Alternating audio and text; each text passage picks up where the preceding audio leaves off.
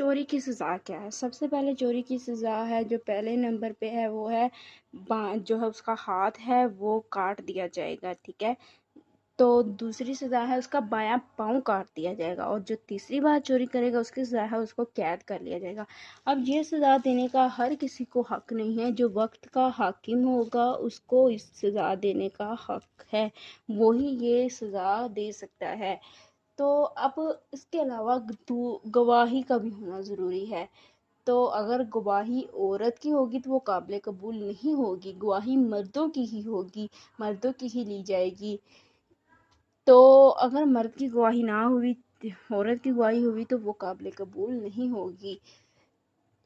اگر چور نے معافی مانگ لی حاکم تک بات پہنچنے سے پہلے تو پھر اس کی معافی ہو سکتی ہے، لیکن جب تک حاکم تک بات پہنچ گئی تو پھر اس کی معافی نہیں ہے، پھر حد جاری ہوگی، یعنی کہ اس کا ہاتھ کاٹا جائے گا۔